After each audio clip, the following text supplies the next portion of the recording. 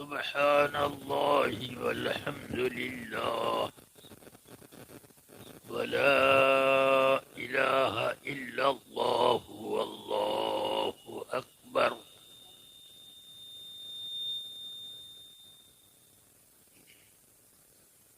والصلاة والسلام على سيدنا ومولانا محمد نور الله الأنور وعلى آله وأصحابه السرج الزهر.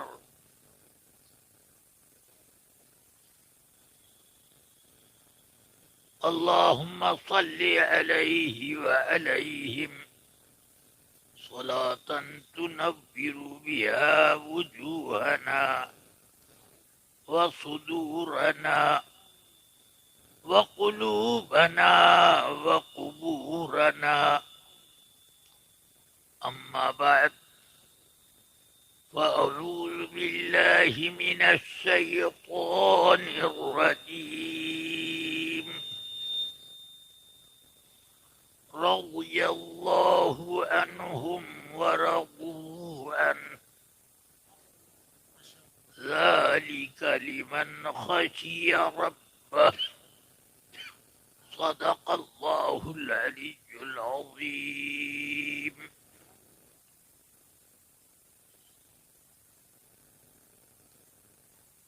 کمال اہتمام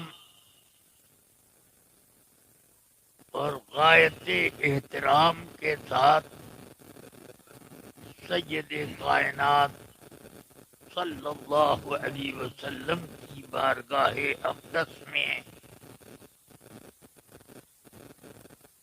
دل کی گہرائیوں سے نذرانے درود و سلام پیش کرنے کا شرف حاصل کریں. اللهم صل على سيدنا مولانا اللهم صل محمد على معدن الجود سيدنا والكرم وعلى ومولانا آله وبارك محمد وسلم صلاة معدن وسلاما الجود عليك يا رسول والكرم الله.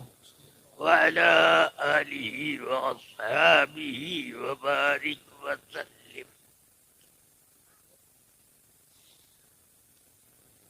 تقریریں زور شور سے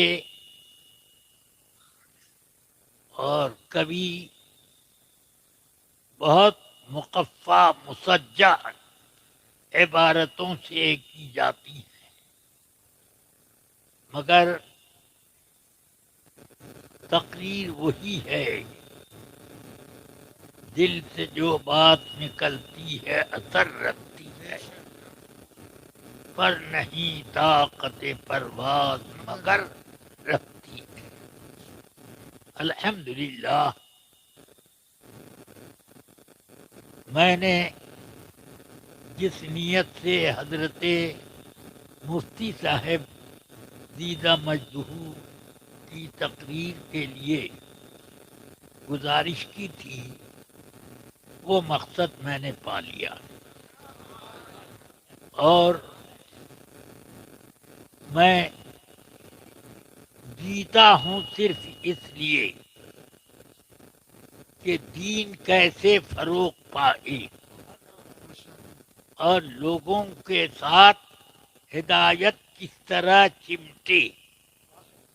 یہ اس لیے میں اللہ سے دعا کرتا ہوں، اے اللہ مجھے جب تک بھی زندہ رکھنا ہے مجھے دین کی خدمت کی توفیق دیتا رہا. آمین آمین آمین ثم آمین. میں خدمت دین ہی کے کرتے کرتے مرنے کی دعا کرتا ہوں. اللہ تعالی نے اس وجہ سے مجھے چلتا پھرتا رکھا ہے. میری عمر 93 سال نہیں بلکہ 92.5 سال سے کچھ 90 سال سے کچھ زیادہ ہو. بس مگر کیا اس عمر میں کوئی دوڑ دھوپ کر سکتا ہے؟ یہ صرف توفیق الہی بے ہے، شک حضور، بے شک حق ہے. یہ ضیاء المصطفیٰ کی کرامت نہیں ہے، یہ رب قدیر کا کرم ہے بے شک. کہ وہ چاہتا ہے کہ اس نالائق سے دین کا کام لے لیا جائے. الحمدللہ میں اسی لیے جی رہا ہوں، اسی لیے میں پڑھا رہا ہوں، اور اسی لیے میں علم تقسیم کر رہا ہوں. میں نے کتنے زمانے تک مبارک پور میں کام کیا، تنخواہ میری پاس بک میں جمع ہوتی رہی، اور میں اس کو فقراء اور غربا میں تقسیم کرتا رہا. ماشاء اللہ، سبحان اللہ. اللہ تعالی مجھے پاکیزہ کمائی سے کھانے کی توفیق دیتا رہا. ماشاء اللہ. اس کا مقصد یہ نہیں ہے کہ میں تکیے کے نیچے سے دست غیب حاصل کر لیا کرتا ہوں. مقصد یہ ہے کہ آدمی جب صحیح طور پر بے نیاز ہو جاتا ہے تو اللہ کی طرف سے نیاز کا کھانا آنے لگتا ہے. حضور حافظ ملت نے نہ معلوم کئی 100 مرتبہ مجھ سے فرمایا، کبھی روزی کی فکر مت کرنا، تمہاری پیدائش سے 50,000 سال پہلے تمہاری روزی لکھ دی گئی. ماشاء اللہ. تمہاری لالچ سے ایک دانہ بڑھے گا نہیں، اور بے نیازی سے ایک دانہ گھٹے گا نہیں. ماشاء اللہ. مگر لالچ کرو گے ذلیل ہو جاؤ گے، بے نیاز رہو گے باعزت بن جاؤ گے. ماشاء اللہ، سبحان اللہ. یہ بزرگوں کے کلمات کتنے قیمتی جواہر پارے نہیں، بلکہ ان کو کہو آسمان کے ستارے ہیں. یہ فرمان اب میں اس زمانے میں سب سے زیادہ جو ضروری چیز سمجھتا ہوں، فتنوں سے اپنے آپ کو بچانا. فتنے پیدا ہوں گے، ہوتے رہیں گے، کوئی اس کو بند نہیں کر سکتا. آقا کائنات نے فرما دیا ہے کہ فتنے پیدا ہوں گے. بخاری شریف میں سیدنا عمر ابن خطاب امیر المؤمنین رضی اللہ تعالی عنہ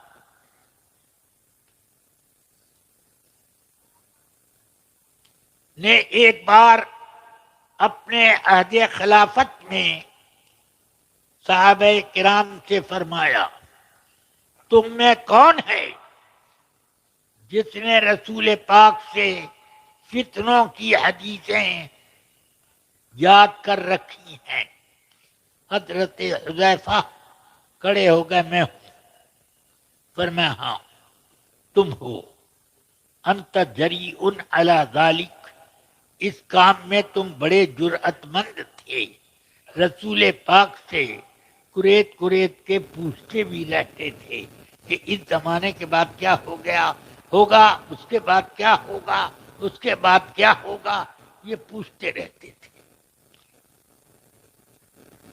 تو انہوں نے عرض کی، آدمیوں کا وہ فتنہ جو اپنے بچوں پڑوسیوں وغیرہ کی وجہ سے ہوتا ہے، بلا وجہ بچوں کی طرفداری میں پڑوسیوں سے لڑ دیے، یا بڑے پڑوسی کی طرف سے کوئی تکلیف ہو گئی لڑ بیٹھے وغیرہ وغیرہ، تو یہ فتنے. تو فرمایا حضرت عمر رضی اللہ تعالی عنہ نے کہ تکفرها الصلاۃ والصیام، یہ تو وہ گناہ اور فتنے ہیں کہ نماز روزے سے اس کا کفارہ ہو جاتا ہے. ان الحسنات یذہبن السیئات،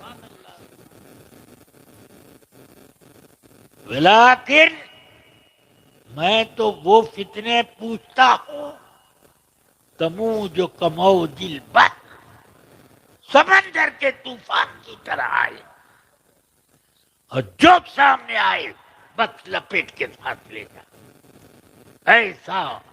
ایسے فتنے. تو حضرت حذیفہ کہتے ہیں امیر المومنین، آپ کو ایسے فتنوں سے کیا مطلب؟ آپ کے اور ان فتنوں کے درمیان باب مغلق، ایک دروازہ بند ہے. عسا ان یکسر یا ان یکسر، قریب ہے کہ وہ دروازہ توڑا جائے. فرمایا توڑا جائے گا یا کھولا جائے گا؟ تو عرض کرتے ہیں نہیں، توڑا جائے گا. تو حضرت عمر رضی اللہ تعالی عنہ بڑی حسرت سے فرماتے ہیں کہ کاش وہ توڑا نہ جاتا، کھولا جاتا، کہ بند کرنے کی امید رہتی. اب توڑا جائے گا تو کبھی بند نہ ہو پائے گا. حضرت مسروق فرماتے ہیں کہ ہم لوگوں نے حضرت حذیفہ سے یہ حدیث سنتے ہی پوچھا کیا عمر اس دروازے کو پہچانتے تھے کہ وہ کون دروازہ ہے؟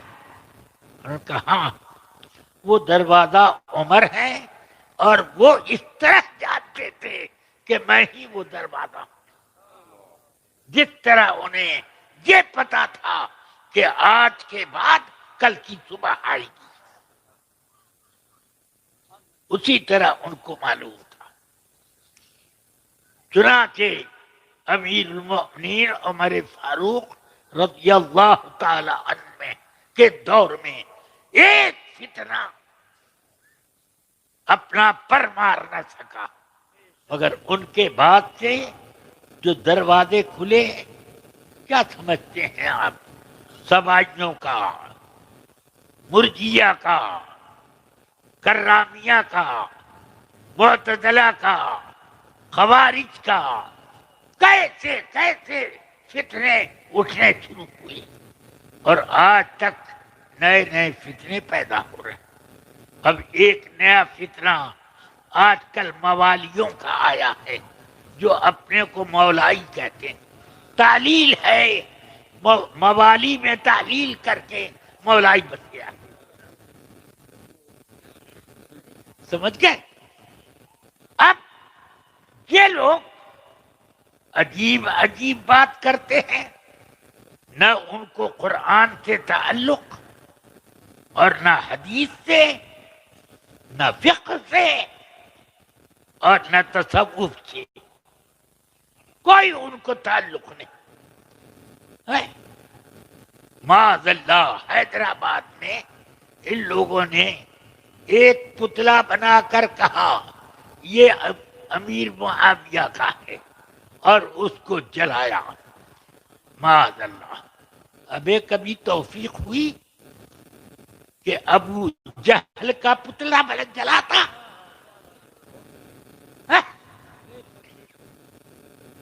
یہ آ گیا. سنو،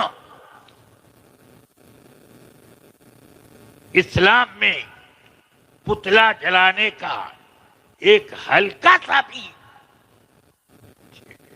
شائبہ جواد نہیں ہے۔ اگر یہ جواز ہوتا تو عہد رسالت سے لے کر اب تک کیوں نہیں بتا یہ اس پر کوئی عمل ہوا؟ اسلام کے دشمن کم تھے؟ قادیانی کا پتلا جلایا گیا، مسلمہ کذاب جو مسلمہ کذاب ہے وہ اس کا پتلا جلایا گیا، اسود انسی کا جلایا گیا۔ کتنے متنبی ہوئے جھوٹے دعوے دار نبوت، مگر ان میں سے کسی کا پتلا نہیں جلایا گیا۔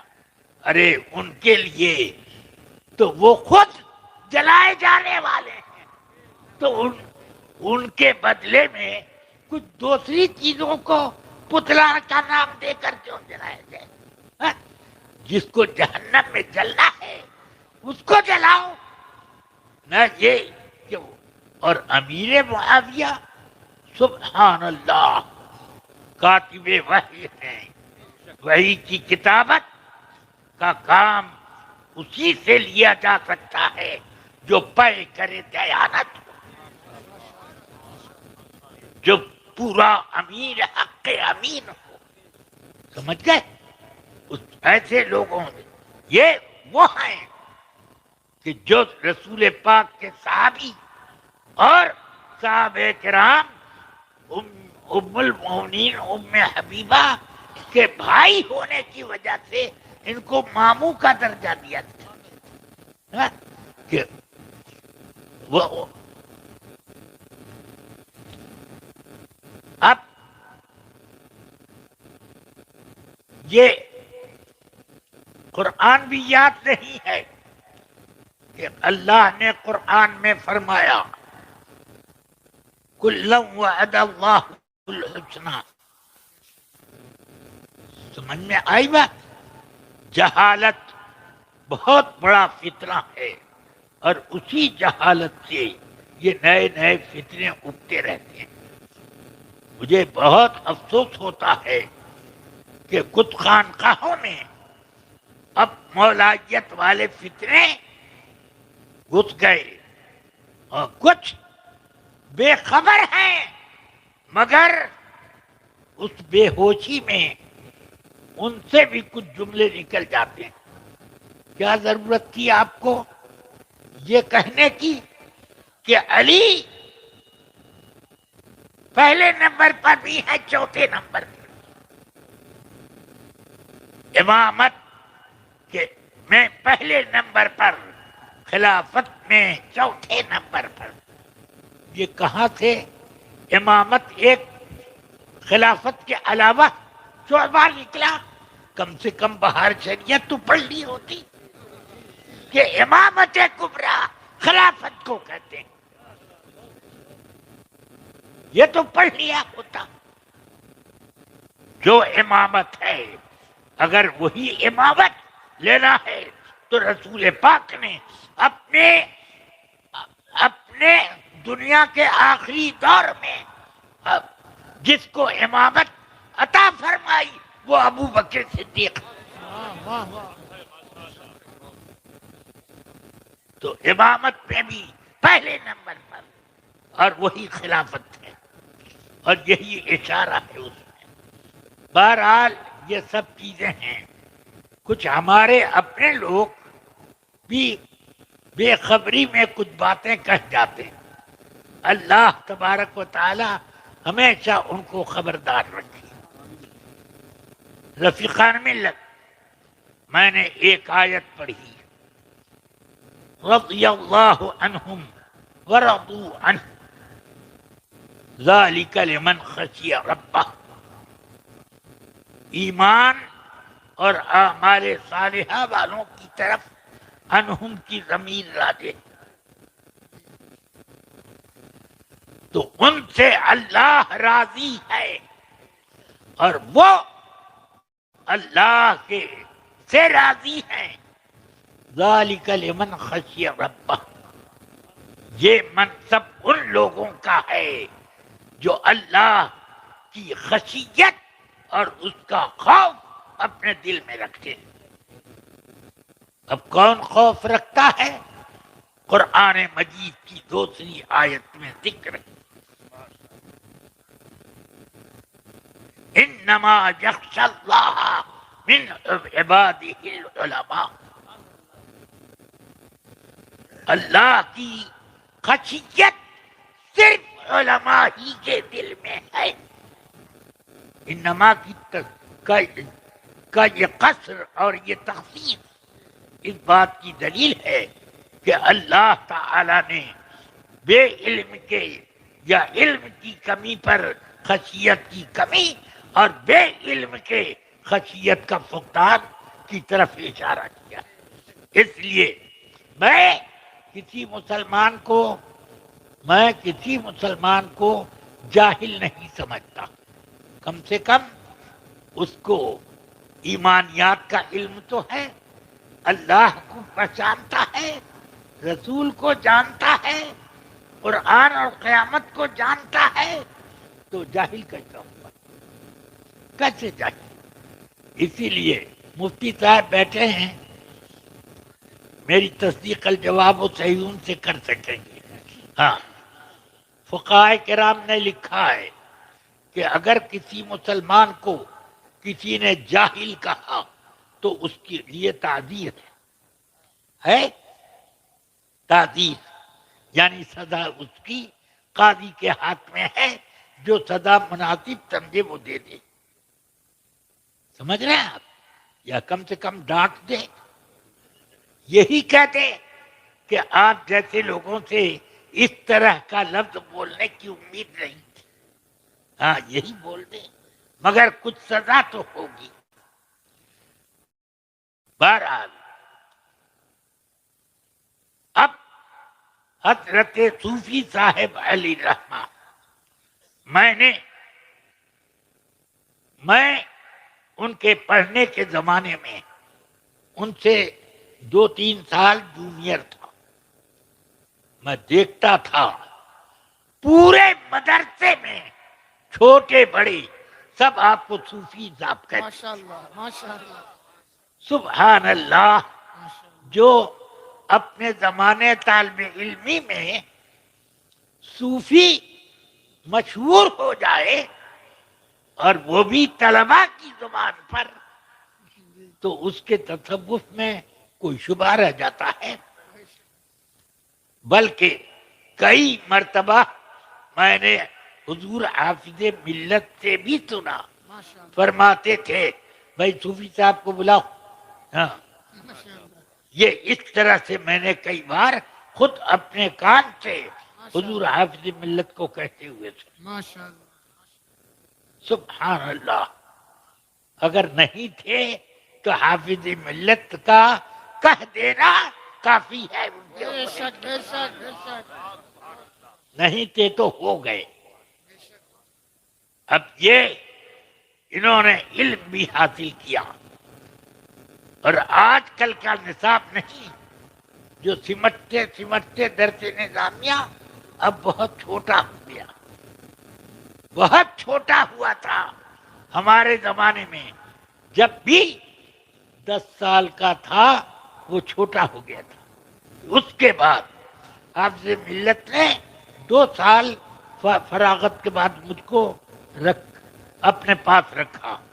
سنو، بہت سی وہ کتابیں جو ہم لوگوں نے پڑھی ہیں تم لوگ نہیں پڑھ پائے ہو، درس نظامیہ میں وہ داخل ہے، اس کے لیے تم لوگ کو تو یہ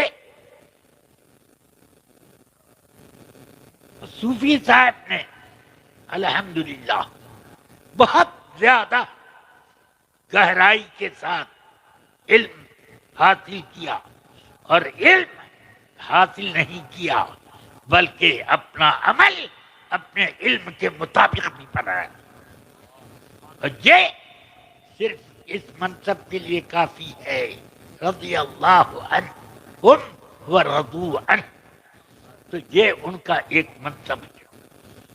اب انہوں نے درس بھی دیا اور تبلیغی دورے کیے، پھر اب اللہ نے ایک تیسرا بھی انتظام کیا کہ ان کے ذریعے سے مریدین کی ایک بھیڑ ان کے گرد سمٹ آئی اور ان لوگوں کی ہدایت خاص طور سے ہوتی رہی۔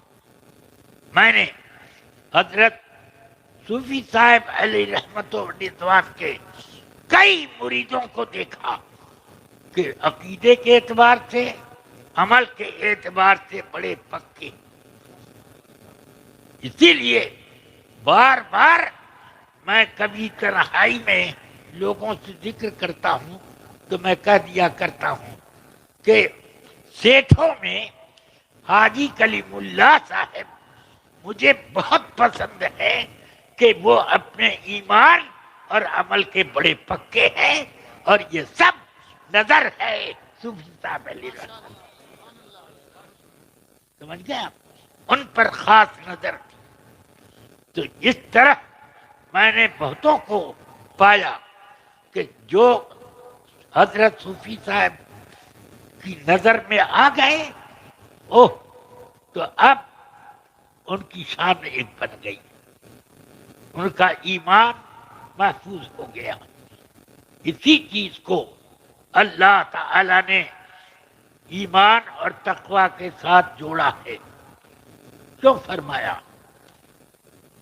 ابھی کونوا مع الصادقین، یا ایھا الذین آمنوا تو مومن ہو گئے، اتقوا اللہ تقوی والے ہو گئے۔ اب وہ کونوا مع الصادقین کیوں کہا؟ ابھی آپ نے مولانا ابو یوسف محمد سے سنا، یہ کہہ رہے تھے اس کی کیا ضرورت کونوا مع الصادقین، یہ ضرورت ہے کہ ایمان تو ہے، مان لیا، نجات کے لیے کافی ہے ایمان اور تقوی، مگر اس کی کیا گارنٹی کہ تمہارا ایمان اس فتنے کے دور میں بچا رہے گا؟ تمہارا تقوی کیا ہوگا جو جب ایسے ایسے پیر گھوم رہے ہیں کہ نماز کوئی چیز نہیں، نماز کا مطلب دل کی پاکیزگی۔ ابے دل کی پاکیزگی نماز ہی سے تو ہوگی، نماز چھوڑ کے دل پاکیزہ ہوگا؟ سبحان اللہ۔ یہ ایسے ہی ہے کہ راستے گزرتے میں نے طالب علم کے زمانے میں ایک عمارت پر لکھا ہوا دیکھا، پاکیزہ تاکیز، پاکیزہ تاکیز۔ سبحان اللہ، تاکیز بھی ہے، پاکیزہ بھی ہے، بالکل ایسے ہی وہ بھی ہے۔ بے نمازی بہت بلند قامت، منور دل والا۔ سبحان اللہ۔ یہ ایسے ایسے پیر اب گھومنے لگے اور لوگ اس کی طرف رغبت بھی کرنے لگے۔ یہ بھی ایک شیطان کا عمل ہے۔ اللہ تعالی ہم سب کو فیض و برکات سے مالا مال کرے۔ دیکھیے حضرت مولانا حبیب الرحمان صاحب کتابیں بھی لکھتے ہیں، تقریر بھی کرتے ہیں، اور تقریر کرتے ہیں تو ایک ایک جملے پر ایک ایک آیت یا کوئی حدیث ضرور پیش کرتے ہیں۔ یہ ان کا کمال ہے۔ عمر میں تو مجھ سے، خیر مجھ سے یہ کچھ بات کے ہیں، مگر داڑھی ان کی مجھ سے بہت زیادہ سفید ہے۔ سمجھ گیا آپ؟ ہاں، اللہ تبارک و تعالی ان کے علم میں بھی برکت دے اور ان کے فیضان کو بھی خوب تقسیم کرے۔ اس زمانے میں فتنوں سے بچنے کا اگر کوئی طریقہ ہے تو صرف اور صرف اعلی حضرت ہے۔ ان کی محبت جس دل میں ہے اس دل میں کوئی فتنہ گھس نہیں سکتا۔ یہ ہے میرے اعلی حضرت۔ سبحان اللہ۔ ارے دل کی بات کیا کرتے ہو؟ دروازے پر لکھ دو اعلی حضرت، باب اعلی حضرت، کوئی وہابی آ جائے گا وہاں، کوئی رافضی آئے گا، قادیانی آئے گا، وہ دروازہ ایک بے جان چیز، اس پر اعلیٰ حضرت کا نام لکھ دو تو فتنہ بھاگے. اور دل سبحان اللہ مرکز روح ہے، اور وہاں اگر اعلیٰ حضرت آ جائیں تو اب وہاں کسی فتنے کا گزر نہیں ہو سکتا. ہاں اس زمانے میں ابلیس کا اگر کوئی توڑ ہے تو اعلیٰ حضرت کا نام ہے. بے شک اس لیے میں اعلیٰ حضرت جانتا ہوں، یہی جانتا ہوں. میں اپنی بھی حفاظت ضروری سمجھتا ہوں. جو جتنا بڑا ہوتا ہے شیطان اتنا ہی بڑا حملہ اس پر کرتا ہے. سمجھ میں آیا؟ تو اس لیے میں ہمیشہ اعلیٰ حضرت ہی کو مانتا ہوں، اور میں یہ جانتا ہوں کہ وہ سرکار غوث الورا کے نائب ہیں، اور ان کی نیابت ہمیشہ چلتی رہے گی. اللہ تعالی ان کے فیوز و برکات سے ہم اہل سنت کو ہمیشہ مالا مال رکھیں. کچھ ہمارے مدرسے کے مولوی لوگ اتنے آزاد خیال ہو گئے کہ کیا دن رات سب آپ لوگ اعلیٰ حضرت مسلک اعلیٰ حضرت، یہ سب کے نئی نئی چیز نکالی. یہ اس طرح کی باتیں کرتے. ہمارے بڑے بڑے مدرسوں کے لوگ بھی ایسے ہیں. کچھ لوگ ایسے ہیں کہ اعلیٰ حضرت کے فتووں کے جواب میں فتوے لگتے ہیں، حالانکہ وہ میرے شاگرد ہیں، میرے شاگرد ہیں، اور ان کے فتوے کا جواب ہم نے لکھ دیا، وہ پڑھ کر کے رکھ دیا. ہم نے جو بات کہی ہے وہ بہت مضبوط ہے. ابھی تو مضبوط ہے تو اس کا جواب دیں. وہ جواب حضرت تاج شریعہ نے لکھا، اور نہیں ٹیلی فون کیا ہے، استفادہ ہے. لا الہ الا اللہ.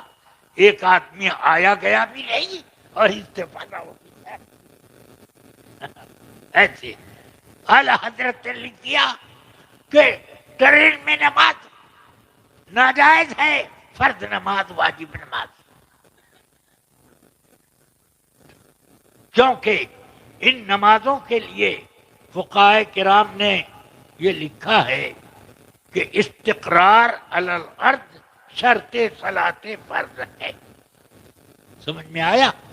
ٹرین مستقر رہتی ہے زمین پر، ارے جب کھڑی ہو جائے گی اسٹیشن یا کہیں بھی تو کھڑی ہو گئی تو مستقر ہے، جیسے چوکی رکھی، تب پڑھ لو تو کوئی بات نہیں.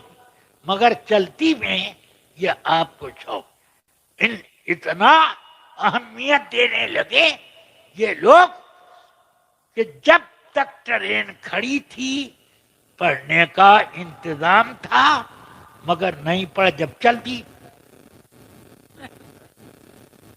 کیا مطلب؟ اعلیٰ حضرت کا فتویٰ ہم اپنے عمل سے بھی غلط بتاتے. اتنی جرأت پڑ گئی.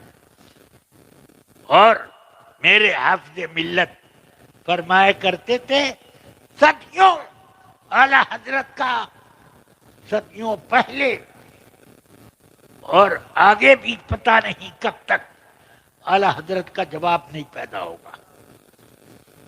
وہ ہے اعلیٰ حضرت جو اس وقت کے علماء حرمین طیبین جن سے سلطنت عثمانیہ کے بادشاہ اور وہ اس کے باغ ڈور چلانے والے وہ حرمین طیبین کے علماء سے ڈرتے تھے، ان کا ادب کرتے تھے. اس وقت کے علماء نے اعلیٰ حضرت کو لکھا، معجزۃ من معجزات سید المرسلین، لکھا کہ رسول پاک نے اس زمانے میں ایک معجزہ ظاہر کر دیا ہے جس کا نام ہے احمد رضا. آیۃ من آیات رب العالمین، اللہ کی دلیلوں میں سے ایک دلیل ہے. اس وقت کے علماء نے یہ بھی لکھا کہ اگر ابو حنیفہ ان کو پا جاتے تو اپنے بزرگ شاگردوں کی صف میں بٹھاتے. امام ابو یوسف، امام محمد، امام ظفر، امام حسن بن زیاد، حضرت امام عبداللہ ابن مبارک، داؤد طائی، ایسے ایسے بڑے بڑے بزرگوں کی کے ساتھ بٹھاتے. سمجھ میں آ رہا ہے؟ یہ ہیں اعلی حضرت. اللہ تبارک و تعالی ان کے فیض و برکات کو عام کرے. یہ ارے فتاوی رضویہ اور اعلی حضرت کے فتاوے تو الگ ہے. خدا کی قسم صدر شریعہ نے جو بہار شریعت لکھ دی ہے اس کے حال یہ ہے کہ سمندر ہے فتاوی رضویہ، اس کی ایک نہر ہے بہار شریعت. سمجھ گیا آپ؟ تو اس لیے آپ اس کو کیا اعلی حضرت کو کیا جانے. الحمدللہ کچھ ہم لوگوں کو کچھ سمجھ میں آتا ہے. ہاں اصغر سے ملے لیکن اصغر کو نہیں دیکھا. سنتے ہیں کہ اشعار میں کچھ وہ نمایاں. ہاں اعلی حضرت کی حقیقت کیا ہے؟ سبحان اللہ، الحمدللہ.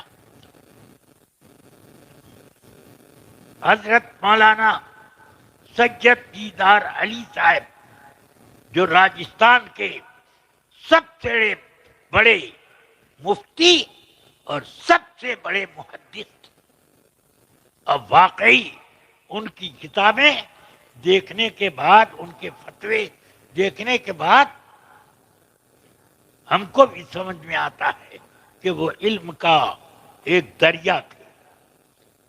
ان کے پاس کچھ فتوے اعلی حضرت کے پہنچے تو انہوں نے سوچا کہ میں ذرا ان کی زیارت کراؤں. آئے بریلی شریف اور جب وہاں پہنچے تو دیکھا کہ مسجد جو اعلی حضرت کی ہے اس میں وہ نماز پڑھا رہے ہیں.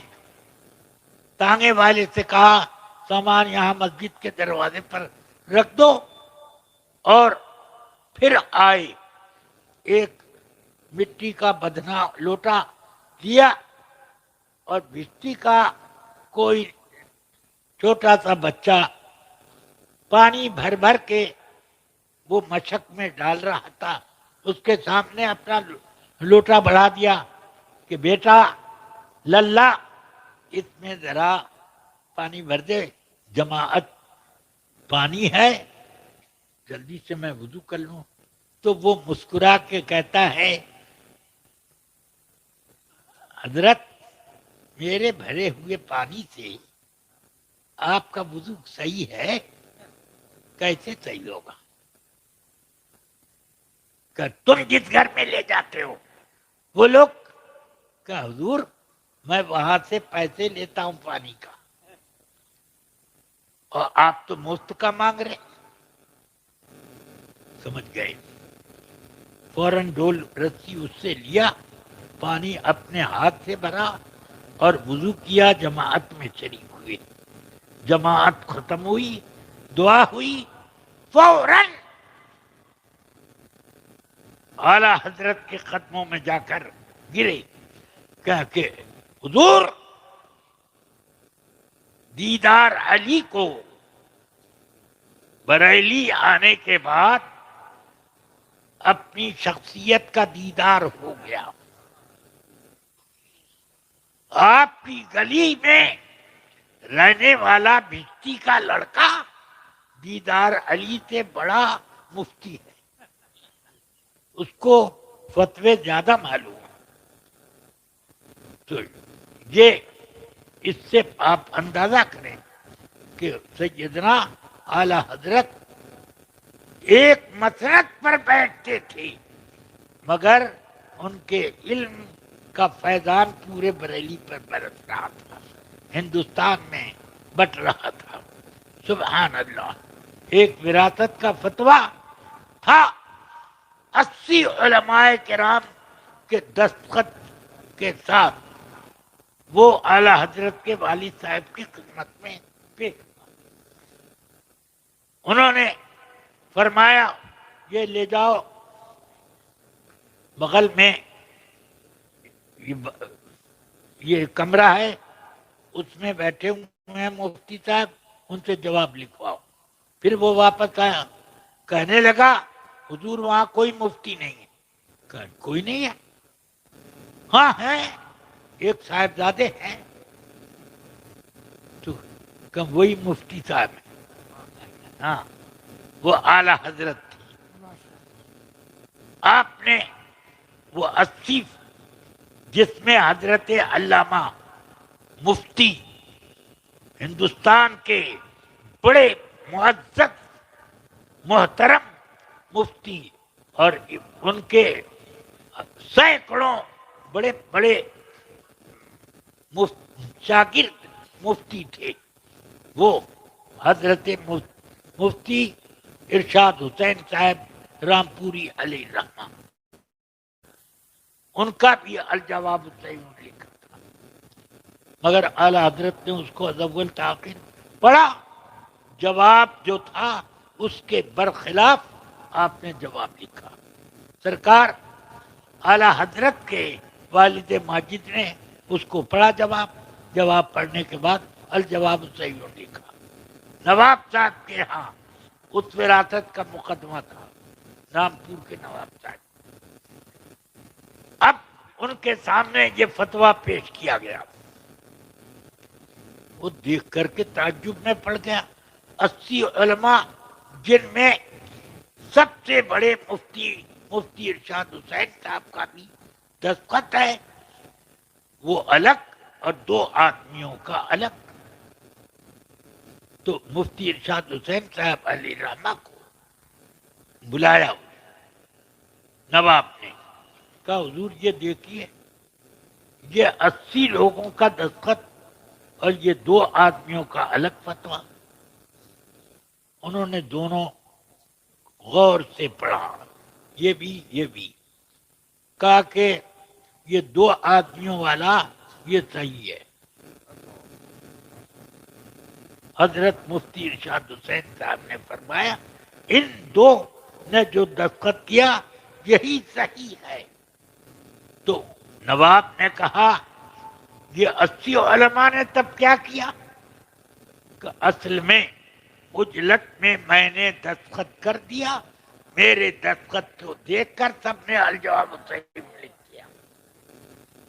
یہ ہے تو یہ زمانہ تھا بڑے بڑے مفتیوں کا کہ رجوع کرنے میں شرم نہیں محسوس کرتے تھے، بلکہ جو حق ہوتا اس کی وضاحت فرما دے۔ سمجھ گئے؟ اور آج کے ٹٹپلیا وہ کہ ہلدی مل گئی چوہیا کو، بولی ہم بھی پنساری ہو گئے۔ ہاں یہ حال ہے۔ اللہ تبارک و تعالی میری اور آپ سب کی حفاظت فرمائے۔ اور یہ یاد رکھو کہ جو لوگ صاحب علم و کمال ہیں اور صوفی صاحب کے طریقے پر، یعنی میرے اعلی حضرت کے طریقے پر، تو وہ سب جنتی ہیں، ان کا دامن پکڑ کے رکھو، سب ایک ساتھ رکھو۔ میں یہ سب اس لیے کہتا ہوں کہ میں آپ لوگوں کو چھوڑ کر جنت میں نہیں جانا چاہتا، سمجھ گئے؟ ہاں آپ سب کو چلنا پڑے گا، اس چلنے کے لیے اعلی حضرت والا ہونا پڑے گا۔ ہاں اللہ تعالی خیر فرمائے۔ ان سے ملنے کی اور صورت کیا، ملنے والوں سے راہ پیدا کر۔ وصلی اللہ تعالی علی النبی الکریم وآلہ وصحبہ اجمعین برحمتک یا رب۔